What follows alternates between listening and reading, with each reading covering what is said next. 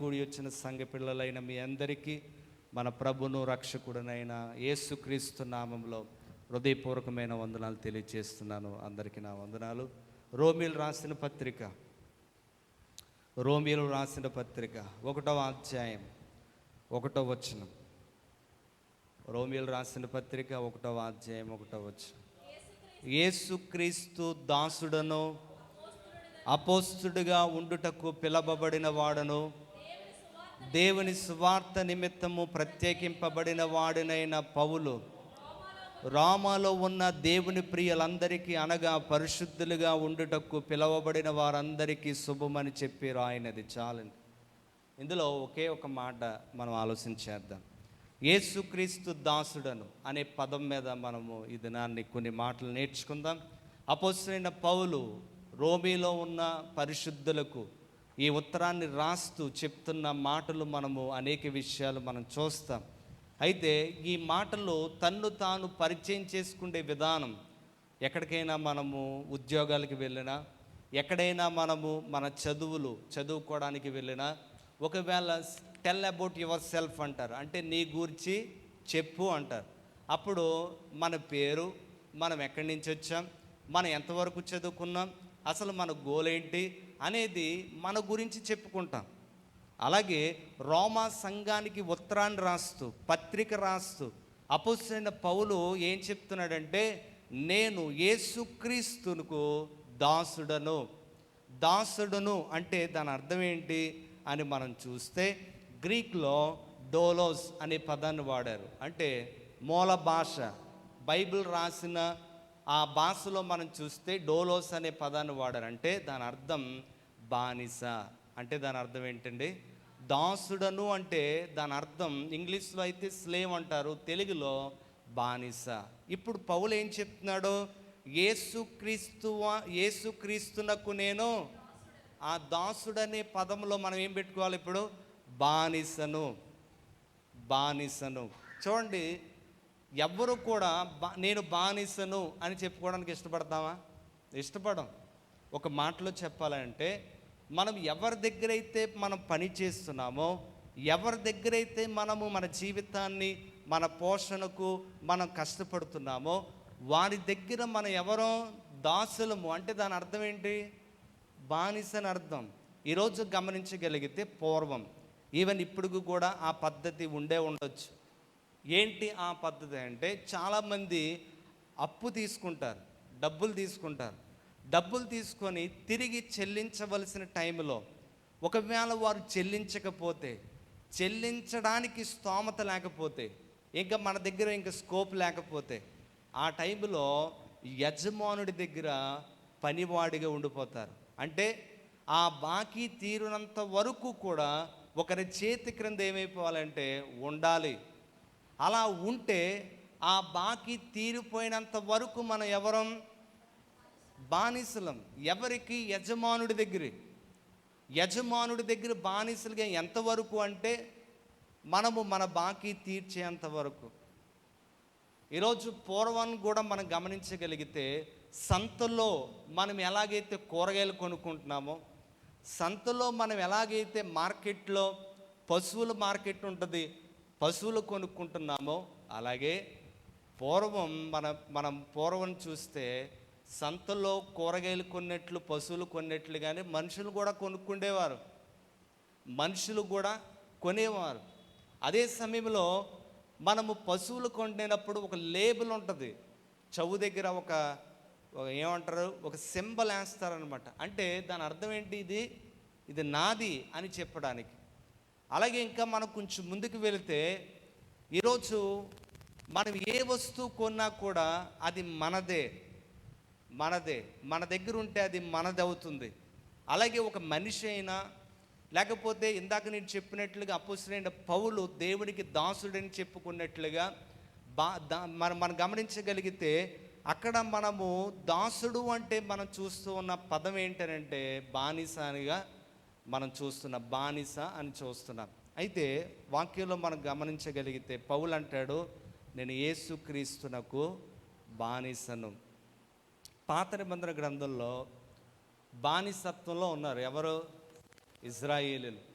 ఎన్ని సంవత్సరాలు ఉన్నారో మనకు తెలుసు. దాదాపు 400 సంవత్సరాలు, 430కి ఎక్కువ ఉంటారు. చూడండి, మనము గమనించగలిగితే ఈ 400 ఇయర్స్, ఈ 400 సంవత్సరాలు కూడా వారు బానిసత్వంలో ఉండిపోయారు. బహుశా వాళ్ళు అనుకున్నారు, ఇక్కడి నుంచి ఇంకా మమ్మల్ని ఎవరు విడిపిస్తారు, ఐగుప్తు చేతిలో ఉండి మనల్ని ఎవరు విడిపిస్తారు, ఇంకా మన పరిస్థితి అయిపోయింది అని వారు నిట్టూర్పు విడిచి వారి కష్టాన్ని దేవుడు చూశాడు, వారి కన్నీరుని దేవుడు చూశాడు. అందుకే ఎవరిని ఒక నాయకుడిగా లేపాడు, మోషేను ఒక నాయకుడిగా లేవనెత్తాడు.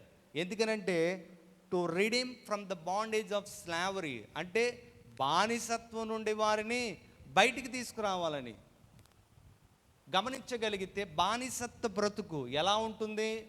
ఇప్పుడు బాకీ తీర్చలేదు, ఒరే బాకీ తీరినంత వరకు నీవు నా దగ్గర నీవు పని చేయాలంటే మరి ఏ పని చెప్పినా మనము చెయ్యాలి. చూడండి, చాలామంది, నేను బైబిల్ స్టడీస్ చదువుతున్నప్పుడు కొన్ని అసైన్మెంట్లు మేము చేసేవాళ్ళం. ఈ అసైన్మెంట్లు చేస్తున్నప్పుడు ఇలాంటి స్లావరీ కోసం, ఇలాంటి పరిస్థితుల కోసం స్టడీ చేస్తున్నప్పుడు, చదువుతున్నప్పుడు చిన్న చిన్న పిల్లలు కూడా, కొంతమందిని మీరు గమనించారా, కొంతమంది చిన్న చిన్న పిల్లలు తల్లిదండ్రులు చేసిన బాకీలు తీర్చలేక వారి పిల్లల్ని పనికి అప్పగించేస్తారు. వారి చిన్నతనము నుండి ఏ మెకానిక్లోనో లేకపోతే ఏ షాపులోనో, మీరు ఎప్పుడైనా గమనిస్తే చిన్న చిన్న పిల్లల్ని పనివారిగా ఉన్నారంటే దాని అర్థం ఏంటో తెలుసా?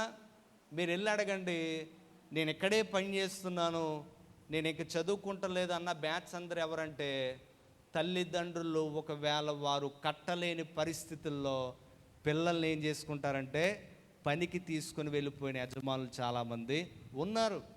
ఏ పని చెప్పినా చేయాలి. చూడండి, ఇజ్రాయేలు ప్రజలు వారు ఏ పని చెప్తే ఆ పని చేశారు. ఈవెన్ ఇప్పుడు ఐగుప్తుకి వెళ్తే, ఈజిప్ట్కి వెళ్తే ఇజ్రాయేలు చేసిన కష్టాన్ని చూస్తే ఆశ్చర్యపోతారు. ఇప్పుడంతా కూడా మిషనరీ ఉంది, అంటే ఏ పని చేయాలన్నా మిషన్స్తో చేస్తున్నాం, ఏ పని చేయాలన్నా మిషన్లు అన్నమాట. కానీ అప్పుడు వారు ఎత్తైన, చూడండి సెల్ టవర్స్ మనం చూస్తాం ఎంత ఎత్తుగా ఉంటాయి అవి, అలా ఎత్తైన ఒక రాయి మీద ఒక రాయి, ఒక రాయి మీద ఒక రాయి బేర్చుకుంటూ చాలా పిరమిడ్స్ కట్టారు వాళ్ళు. సమాధులు చూస్తాం, అవన్నీ కూడా ఎత్తైన సమాధులు, ఎత్తైన పిరమిడ్స్ మనం చూస్తాం. అవన్నీ కూడా ఎవరు చేసినవో తెలుసా? ఇజ్రాయేలులో కష్టపడి పెద్ద పెద్ద రాతిలను ఒకదాని మీద ఒకటి పెట్టి ఎంతో శ్రమించినట్లుగా వారు ఎంత కష్టపడ్డారో కట్టడాలు చూస్తే అర్థమవుతుంది. అయితే అలాంటి బానిస బ్రతుకు, ఏది పెడితే అది తిని, చూడండి ఇజ్రాయేల్ ఎలాగైనా వీరిని హతమార్చాలని ఫరో ఏం చేశాడో తెలుసా? గొడ్డు పని చెప్పేసేవాడట. అంటే వానికి ఇవ్వాల్సిన పనిముట్లు ఇవ్వకుండా, మాకు ఇన్ని ఇటుకలు కావాలి, ఇటుకలు కావాలంటే మనకి ఏం కావాలి? మట్టి అనేది, దానికి కావలసిన పదార్థాలు అనేవి మనకు అవసరం. ఆ పదార్థాలు లేకుండా బ్రిక్స్ అనేవి తయారవ్వదు. కానీ తగిన మట్టి ఇవ్వకుండా, తగిన పదార్థాలు ఇవ్వకుండా ఫరో ఏం చేసేవాడో తెలుసా? నాకు ఈ రోజుకల్లా ఇన్ని ఇటుకలు నాకు కావాలి. వీళ్ళకి ఏం చేయాలో అర్థమయ్యేది కాదు. ఒకవేళ ఇటుకలు చేయాలంటే మనకి పదార్థం ఉండాలి. ఇప్పుడు ఆ మట్టి లేదు, ఏది లేదు, ఇటుకలు మాత్రం చేయమంటుంటే వీళ్ళు బాధ తట్టుకోలేని బాధ. ఆ బాధను ఎవరు చూసారో తెలుసా? దేవుడు చూశాడు. హల్లెలూయా. మోషే, ఇదిగో నా పిల్లలను నీ ద్వారా నేను విడిపించబోతున్నాను. అప్పుడు మోషే చరిత్ర మనకు తెలుసు. మోషే అంటాడు, నేను ఎలా విడిపించగలను? నాకు మాట రాదు, నాకు జ్ఞానం లేదు, పైగా నేను నెత్తివాడిని.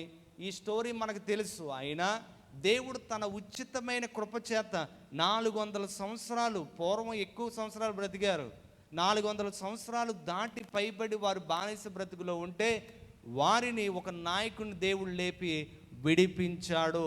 ఎక్కడి నుంచి విడిపించాడంటే బానిస నుండి. ఈరోజు మనం గమనించగలిగితే ఇప్పటికీ కొన్ని బానిస బ్రతుకులు కనిపిస్తూ ఉన్నాయి. ఈవెన్ భారతదేశం కూడా బ్రిటిష్ వారి చేతిలో కొంతకాలం బానిస బ్రతుకులోనే ఉంది. మన నెత్తి మీదకి తీసుకొచ్చి తుడరా అంటే భారతీయులు తుడిచారు. ఎందుకనంటే బానిస బ్రతుకు. అలాంటి బ్రతుకు నుండి 1947వ సంవత్సరంలో మన యొక్క పితరులు అనగా మన పెద్దలు, మన పూర్వీకులు వారు దేశం పట్ల భక్తి భావజాలం కలిగి వారు శ్రమించి క్రీస్తు బోధలలో కొన్ని స్తోత్రాలు పాటించి శాంతి, సమాధానము ఇలాంటి కొన్ని పదాలు వారు తీసుకొని మనము విజయాన్ని సాధించాలి, లేదా మనము మన బానిస బ్రతుకు నుండి మనం బయటికి రావాలంటే యుద్ధాలు చేస్తే కాదు, శాంతితో మనం ముందుకెళ్ళాలని క్రీస్తు బోధలను వారు మాదిరిగా తీసుకొని ఈరోజు భారతదేశం అంధకారములో లేదా బానిస బ్రతుకులో ఉంటే దానికి యేసు బోధలను ఆధారం చేసుకొని మహాత్మా గాంధీలందరూ కూడా ఏం చేశారట? విడిపించారు. ఒకప్పుడు మనం కూడా బానిసలోనే ఉన్నాం. ఇజ్రాయేలీలకు స్వతంత్రం ఎప్పుడు వచ్చింది? మనకేమో 1947లో వచ్చింది, వాళ్ళకేమో 1948లో వచ్చింది. ఏదేమైనా ఇప్పుడు మనం బయటకు వచ్చాం. ఎక్కడి నుంచి బయటకు వచ్చాం? బానిస నుండి మనము బయటకు వచ్చాం. ఈరోజు బానిస నుండి బయటకు వచ్చిన తర్వాత కూడా ఇప్పుడు అపోస్తలుడైన పౌలు ఏమంటున్నాడంటే, నేను యేసుక్రీస్తు వారికి, అంటే మనం తెలుగులో చదువుతున్నాం, అసలు భాషలో చదివితే ఏమైనా ఉంది? నేను బానిసను, నేను దాసుడని మన తెలుగులో చదువుతున్నాం. దాన్ని అలా ట్రాన్స్లేషన్ చేశారు. కానీ మూల పదానికి వెళ్తే నేను యేసుక్రీస్తు వానికి దాసుడను. మరొక విషయం మీకు చెప్తాను. యోధా రాసిన పత్రిక, ఒకసారి కొత్త నిబంధన గ్రంథం ప్రకటన ముందు ఉంటుంది. యోధా రాసిన పత్రిక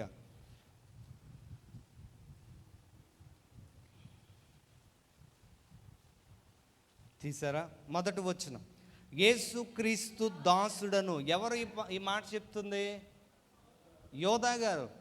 యోధా చెప్తున్న మాట ఏంటో తెలుసా? యేసుక్రీస్తునికి దాసుడను, యాకోబు సహోదరుడనైన యోధా. యేసుక్రీస్తు వారికి సహోదరులు ఉన్నారా లేదా? ఉన్నారు.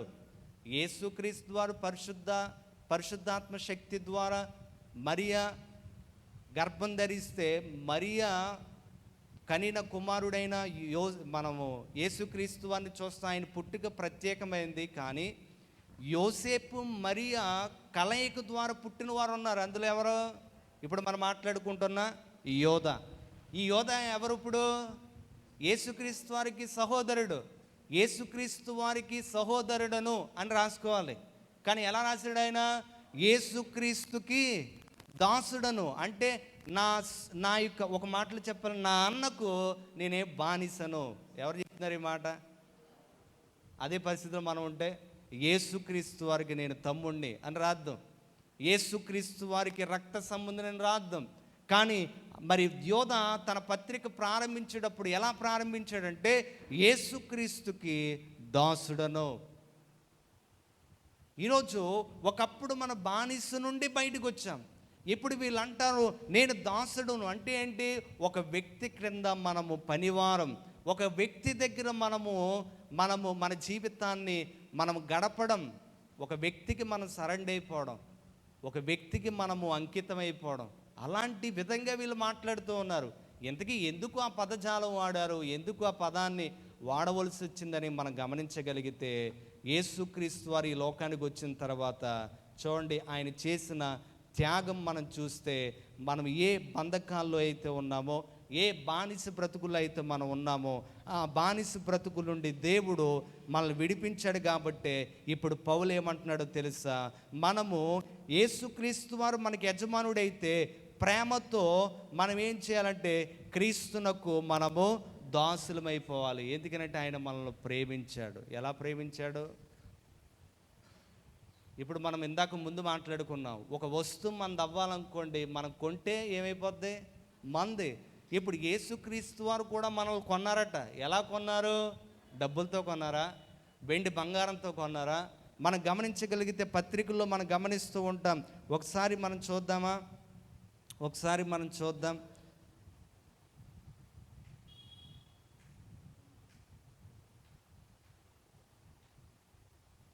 పేతురు రాసిన మొదటి పత్రిక 1వ అధ్యాయము 18వ వచనం.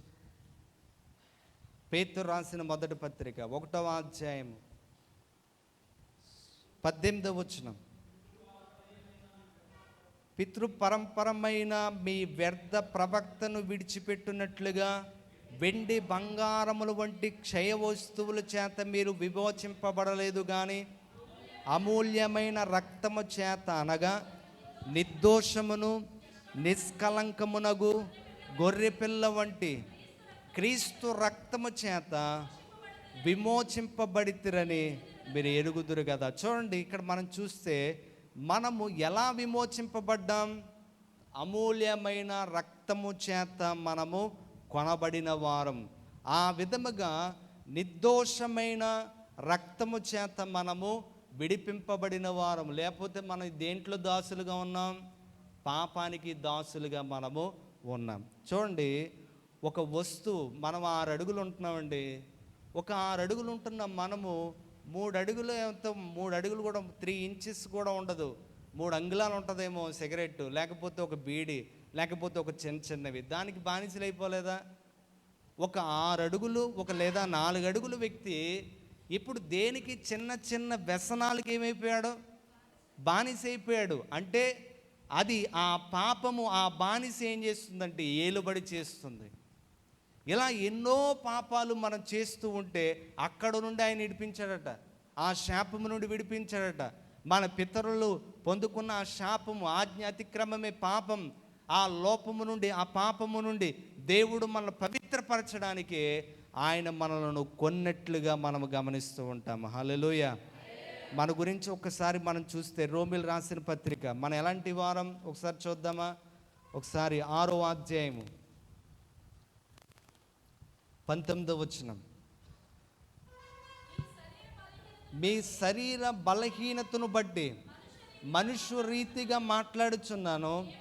ఏమనగా అక్రమము చేయుటకే అపవిత్రతకును అక్రమముకును మీ అవయములను దాసులుగా ఎలాగూ అప్పగించుతురో కలుగుటకై నీతికి దాసులుగా అప్పగించుకునడి. చూడండి, మనం మన జీవితాలను అపవిత్రపరచుకోవడానికి కొన్నాట్లకి మనం బానిసలైపోయాం.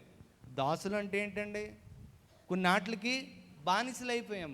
కొంతమంది ఏదున్నా లేకపోయినా ఇది లేకుండా నేను ఉండలేనంటారు. అంతెందుకు, నువ్వు ఉండగలవో లేదో ఓ రోజు సెల తీసాం అనుకోండి, గిలగలాడిపోతాం, కుర్తులు ఎలకలా ఉంటుంది అన్నమాట పరిస్థితి. ఎందుకని? దానికి బానిస అయిపోతే, అది లేకపోతే మనం ఉండలేం. కొన్ని సందర్భాల్లో కరెంట్ తీసినప్పుడు చూడాలి, ఛార్జింగ్లు ఉండవు. కొంతమంది తెలివైన కుర్రోళ్ళు మన వాళ్ళు, చర్చిలో ఉంటుందిరా, ఇన్వర్టర్ ఉంది కదా, చర్చిలో ఉంటుందిరా ఛార్జింగ్ అని అనుకుంటారు. లేదా బయట వాళ్ళు కొంతమంది ప్రయోగాలు చేస్తారనమాట. పాస్టర్ గారు మీ దగ్గర ఇన్వర్టర్ ఉంది కదా, కొంచెం చాలా ఛార్జింగ్ పెట్టుకుంటారంటారు. అంటే మనము ఒకరోజు, అంటే మనం నిజంగా ఫోన్కి బానిసలమా కాదా అనేది ఒక రోజు మనకి ఛార్జింగ్ లేనప్పుడు అర్థమైపోద్ది. ఇలా ఎన్నో పరిస్థితులకు, ఎన్నో వస్తువులకు మనం ఏమైపోయాం? దాసులమైపోయాం, బానిసలమైపోయాం. ఒకప్పుడు మన జీవితాలను మనం ఎలాగైతే బానిసలుగా ఎంచుకున్నామో, అపవిత్రతకు బానిసలుగా ఎంచుకున్నామో, ఇప్పుడు పరిశుద్ధతకు మీరు ఏమైపోండి? దాసులైపోండి. ఎలా అవుతాం? పరిశుద్ధతకు మనము నీతికి, న్యాయానికి దాసులు అవ్వాలంటే యేసుక్రీస్తు ద్వారానే అవుతుంది. అందుకే యేసుక్రీస్తు వారు ఈ లోకానికి వచ్చి ఆయన తన అమూల్యమైన రక్తాన్ని కాచారు. ఎందుకనంటే మనలను ఆ బానిస శాప లేకపోతే పరిస్థితి నుండి దేవుడు మనలను పవిత్రపరచాలి, విమోచించాలి అని ఆయన మనల్ని విడిపించిన విధానాన్ని మనం గమనిస్తూ ఉంటాము. హల్లెలూయా. కనుక వాక్యంలో మనం గమనించగలిగితే పాపం వల్ల వచ్చు జీతం మరణం. ఈరోజు పాపానికి చిన్నదే కదా అని మనం చేసుకుంటూ పోతే జీతం ఏంటి? ఓ నెల కష్టపడ్డావు, నెల కష్టపడితే వచ్చేది డబ్బులు.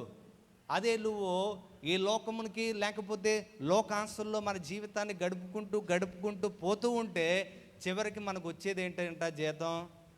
పాపానికి జీతం మరణం. చూడండి, చాలామంది యవ్వనస్తులు కూడా తక్కువ వయసులో చనిపోతున్నారు. ఎందుకని?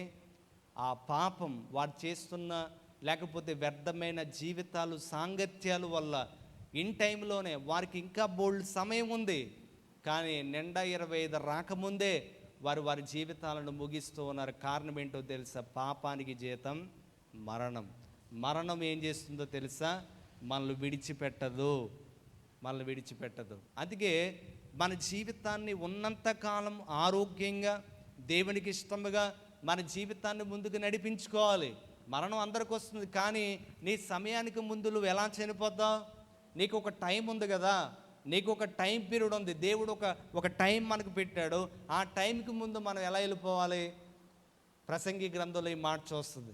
ఈ మాట మనం గమనిస్తాం. నీ సమయానికి ముందు నువ్వు ఎలా మరణిస్తావు? ఈరోజు మనం గమనించగలిగితే మనకంటూ ఒక సమయం పెట్టాడు దేవుడు, కానీ మనము అతిక్రమాల చేత, అక్రమాల చేత, రకరకాల వ్యసనాల చేత మన అవయవాలన్నీ ఏం చేసుకుంటున్నాం? పాడు చేసుకుని ఇన్ టైంలో లేక తక్కువ సమయంలో మనము మన జీవితాలను మరణానికి పాత్రలు చేసుకుంటున్నాం. అందుకే ఈరోజు వాక్యం చెప్తుంది, అలాంటి పరిస్థితులు మనకు ఉండకుండా పరిశుద్ధమైన జీవితం అంటే ఏంటో, ఎలా బ్రతకాలో, ఎలా బ్రతికితే మనము లేకపోతే ఈ సత్య మార్గంలో ఉంటాము, ఎలా బ్రతికితే నీతికి దాసులుగా ఉంటాము అనేది దేవుడు మనకు తెలియచేస్తున్నారు. మన పరిస్థితి ఏంటో మనకు అర్థమవుతుందా? ఒకప్పుడు అపోస్తలుడైన పౌలు ఎలాంటి వాడు? క్రూరుడు. అపోస్తల కార్యాలు చదువుతుంటే అర్థమైందా ఆయన ఎంత దారుణ నుండి ఎలాంటి పరిస్థితికి వచ్చేసాడు? ఒకప్పుడు క్రీస్తు అంటే వ్యతిరేకి, ఇప్పుడు క్రీస్తు కొరకే చనిపోతానంటాడు. అలాంటి పరిస్థితికి వచ్చాడు ఎవరు? అపోస్తలుడైన పౌలు. ఇప్పుడు అపోస్తలుడైన పౌలు చెప్తాడేమో తెలుసా? నేను ఒకప్పుడు దోషకుడను, ఒకప్పుడు నేను హంతకుడను, ఒకప్పుడు నేను సంఘాన్ని హింసించిన వాడిని, కానీ ఇప్పుడు నేను క్రీస్తుకి దాసుడను. అంటే నేను ఒకప్పుడు లోకానికి నేను బానిసగా ఉన్నాను, ఇప్పుడు నేను దేవునికి దాసుడిగా, బానిసగా మారిపోయాను. హల్లెలూయా. దేవునికి వాక్యాన్ని వింటున్న నీవు నేను మనమందరము కూడా మనము దేవుని ఆలయమే ఉన్నాం కనుక ఈ ఆలయాన్ని మనము అపవిత్రతకు మనం పాడు చేసుకోవడానికి మన అవకాశాన్ని ఇవ్వకుండా దేవుని వాక్యానుసారమైన జీవితాలు కలిగి ఉండుటకు మన జీవితాన్ని సిద్ధపరచుకోవాలి. యోహాను రాసిన పత్రిక 8వ అధ్యాయం 34వ వచనం చూస్తే యేసుక్రీస్తు వారు డైరెక్ట్గా కొంతమందికి చెప్తున్న మాట ఏంటో తెలుసండి? పాపం చేసే ప్రతి ఒక్కరూ పాపానికి బానిసని మీతో ఖచ్చితంగా చెప్తున్నానని యేసే తన నోటితో చెప్పేశారు. ఆయన ఎవరేమనుకున్నా పర్లేదు, పరిసయ్యులు ఉన్నారు, యూదులు ఉన్నారు, రకరకాల గ్రూప్ కమ్యూనిటీస్ ఆయన ముందు దేవుని యొక్క మాటలు వినడానికో లేకపోతే రకరకాలుగా హింసించడానికో గాయపరచడానికో తప్పుపట్టడానికో ఆయన ముందు ప్రయోగాలు చేస్తూ ఉంటే ఏదేమైనా పర్లేదు, కానీ చెప్పాలని తండ్రి పని మీద వచ్చిన యేసు ఆయన చెప్పిన మాట ఏంటో తెలుసా? చదివారా ఎవరైనా? 8వ అధ్యాయం 34వ వచనం. యేసు వారికి ఇలా చెప్పాడు, ఏమని? పాపం చేసిన ప్రతి ఒక్కరూ పాపానికి ఏమైపోతున్నాడట? దాసుడు. చదవండి.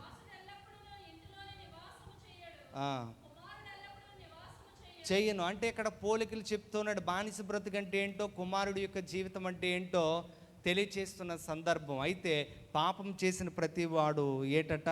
పాపానికి బానిస. ఈరోజు దేనికి మనం బానిసలుగా ఉన్నామో ఒకసారి మనము గమనించుకోవాల్సిన అవసరత ఉంది. మన వీక్నెస్ ఏంటో మనకు తెలుసు, మన బలహీనత ఏంటో మనకు తెలుసు.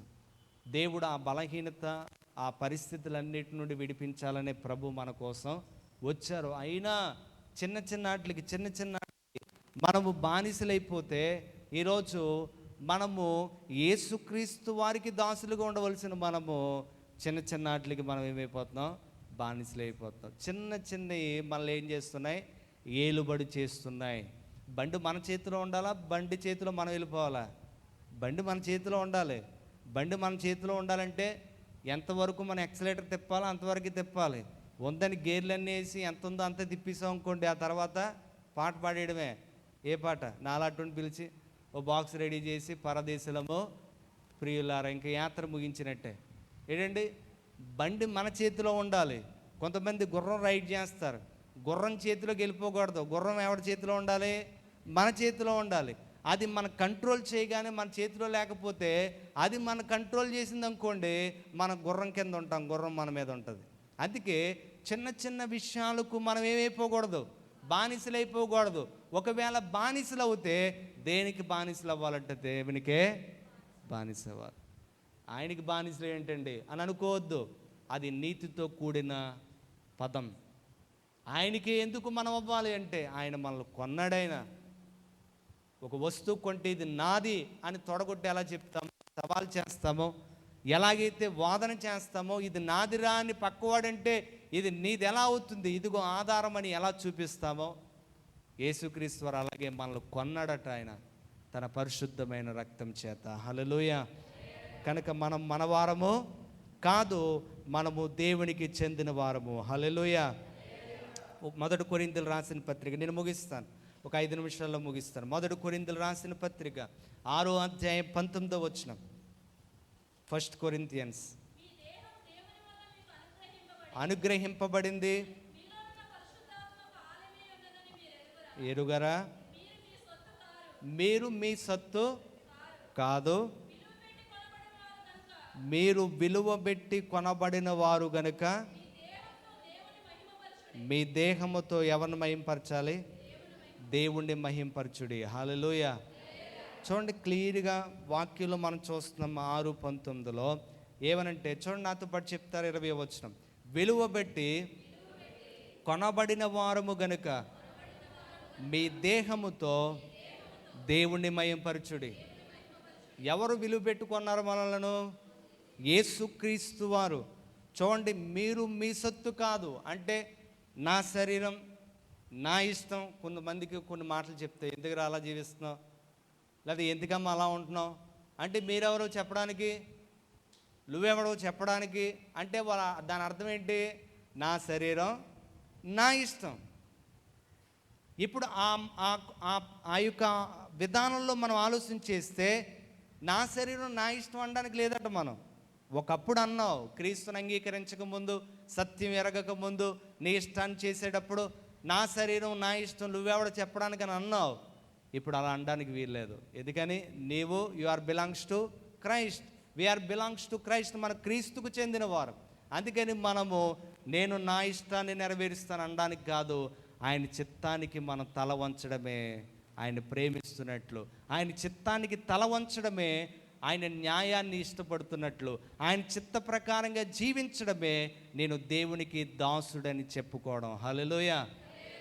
ఇంకా ఎంత కష్టమైనా, ఎంత బాధ అయినా, ఎంత ఇబ్బంది అయినా దేవుడి ఇష్టాన్ని నెరవేర్చడమే మన ఇష్టంగా ఎంచుకుంటే మనం ఎవరికి దాసులం?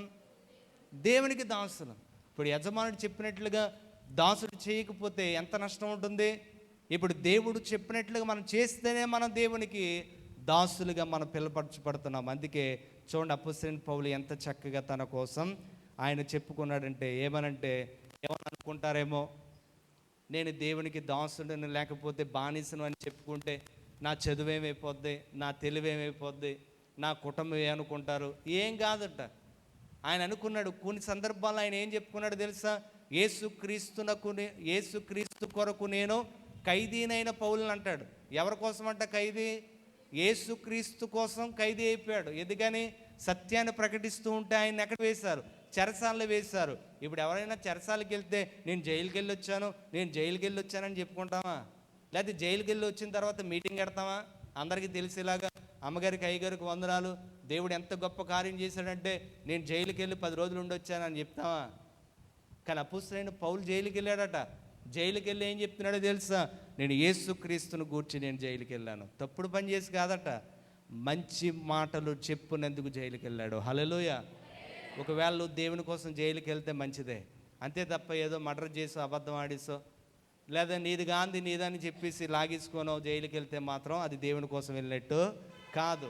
మళ్ళీ పైగా మైకెట్టుకొని నేను దేవుని కోసం జైలుకి వెళ్ళాను అనకండి. దేవుని కోసం జైలుకి వెళ్ళడం అంటే దేవుని కోసం, సువార్త కోసం, నీతి కోసం, న్యాయం కోసం మనం వెళ్తే అది దేవుని కోసం వెళ్ళినట్టు. ఈరోజు దేవుని మాటలు వింటున్న నీవు, నేను, మనమందరం కూడా ఒకసారి మనం జైలుకి వెళ్ళాం అనుకోండి, చదువుకుంటున్నాం మనం, హైయర్ స్టడీస్కి ఒకవేళ ఇతర దేశాలు వెళ్ళాలన్నా, లేదా ఇంకేదో దానికి మనం సెలెక్ట్ అవ్వాలన్నా కూడా మన బయోడేటా చూసినప్పుడు తెలిసిపోద్ది మనం ఏంటో. జైలుకి వెళ్ళామంటే ఇంకంతే సంగతులు, జాబులు కూడా ఇబ్బంది అయిపోద్ది. అంత దారుణమైన పరిస్థితి. కానీ అలాంటి పదజాలం వాడుకోవడానికి కూడా అపోస్తలుడైన పౌలు వెనకాడలేదు. అంటే ఒక్కసారి ఆలోచన చేయండి, ఎంత బానిస అయిపోయాడో. ఎవరికి? దేవునికి, లోకానికి కాదండి, లోక వ్యసనాలకు కాదు. కొంతమంది ఆడవాళ్ళు టీవీ చేయించలేరు అంటే దేనికి బానిస అయిపోయారు? టీవీకి బానిస అయిపోయారు. టీవీ చేయించలేరు, ఒక చిన్న టీవీ, దాంట్లో వచ్చే ఆ బొమ్మలకు బానిసలు అయిపోతారు. ఈరోజు ఎన్నో మగవాళ్ళు చిన్న చిన్న వాటికి బానిసలు అయిపోతుంటారు. ఈరోజు మన బానిసలు అయితే ఎవరికి అవ్వాలట? దేవునికి మన బానిసలు అవ్వాలి.